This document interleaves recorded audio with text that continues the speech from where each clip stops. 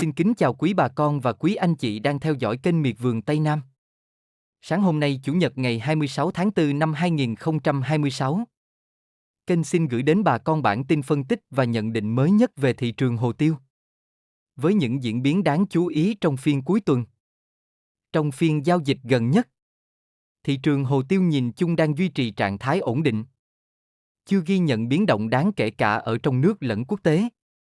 Đây là diễn biến thường thấy vào thời điểm cuối tuần, khi hoạt động giao dịch trên thị trường thế giới tạm lắng, khiến mặt bằng giá ít thay đổi. Tuy nhiên, dưới góc nhìn chuyên gia nông nghiệp, việc giá giữ được sự ổn định trong vùng cao lại là tín hiệu tích cực. Điều này cho thấy nền giá hiện tại đang được thị trường chấp nhận và củng cố tương đối vững chắc.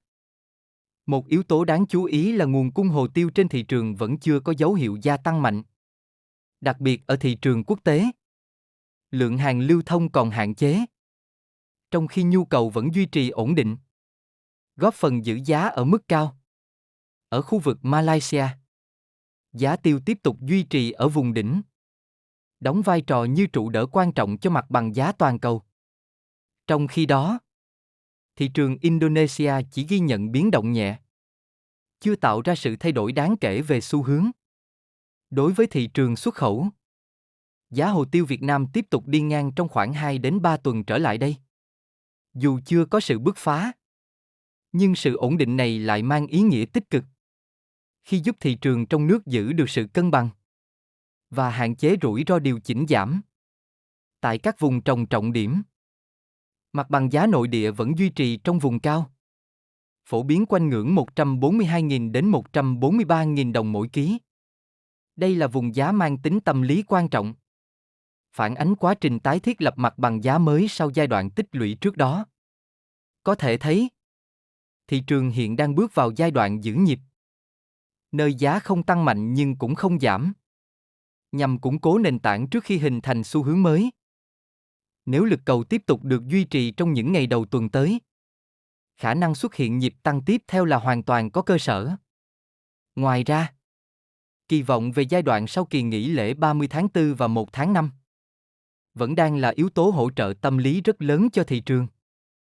Trong bối cảnh nguồn cung chưa tăng mạnh và giá thế giới vẫn giữ ở mức cao, dư địa tăng giá trong ngắn hạn vẫn còn. Tuy nhiên, bà con cũng cần lưu ý rằng thị trường hiện vẫn đang trong giai đoạn tích lũy. Đà tăng nếu có sẽ diễn ra theo hướng chậm và chắc, thay vì bứt phá mạnh ngay lập tức. Về chiến lược, bà con nên tiếp tục theo dõi sát diễn biến thị trường trong những phiên đầu tuần tới. Việc bán ra nên được cân nhắc theo hướng linh hoạt, phân bổ từng phần theo các nhịp tăng, để vừa đảm bảo dòng tiền, vừa tối ưu giá bán. Tổng thể, thị trường hồ tiêu sáng ngày 26 tháng 4 năm 2026 đang vận động theo hướng ổn định, tích lũy, chờ tín hiệu bứt phá. Nền giá tiếp tục được giữ vững, cho thấy xu hướng phục hồi vẫn đang được duy trì tích cực. Sau đây em xin cập nhật chi tiết giá thu mua hồ tiêu trên thị trường thế giới, thị trường xuất khẩu của Việt Nam và thị trường trong nước tại một số khu vực trọng điểm các địa phương, để bà con mình tham khảo, đưa ra quyết định giá bán cho vườn hồ tiêu của nhà mình nhé. Giá hồ tiêu xuất khẩu Việt Nam. Tiêu đen loại 500g trên lít, 6.100 đô la Mỹ trên tấn. Tiêu đen loại 550g trên lít, 6.200 đô la Mỹ trên tấn. Tiêu trắng, 9.000 đô la Mỹ trên tấn. Xu hướng đi ngang trong 2 đến 3 tuần, chưa có biến động đáng kể. Giá hồ tiêu thế giới. Tiêu đen Indonesia, 7.000 đô la Mỹ trên tấn. Tiêu trắng Indonesia, 9.231 đô la Mỹ trên tấn. Tiêu đen Brazil, 6.150 đô la Mỹ trên tấn. Tiêu đen Malaysia, 9.300 đô la Mỹ trên tấn. Tiêu trắng Malaysia, 12.200 đô la Mỹ trên tấn. Nhận xét. Biến động nhẹ tại Indonesia. Các thị trường khác duy trì mức cao và ổn định. Giá hồ tiêu trong nước. Đắk Lắk, 141.000 đến 142.500 đồng trên ký.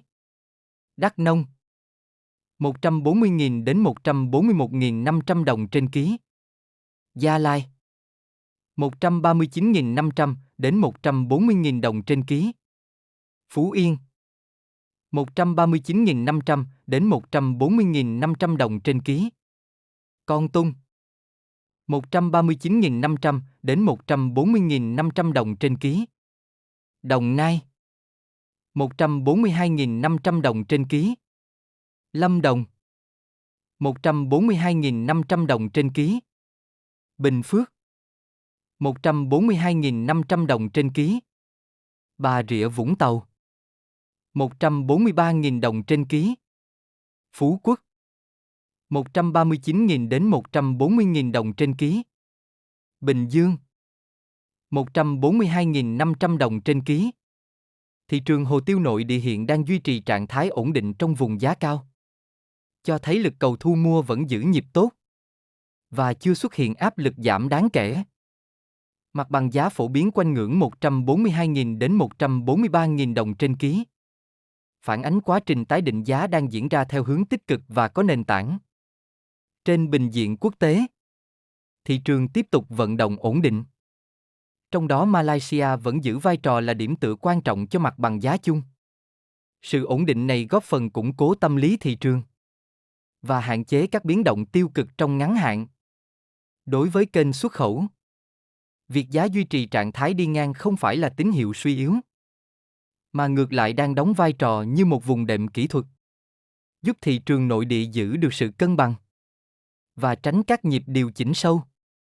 Thị trường hồ tiêu sáng ngày 26 tháng 4 năm 2026 đang vận động theo quỹ đạo ổn định, tích lũy, chuẩn bị cho chu kỳ tăng mới.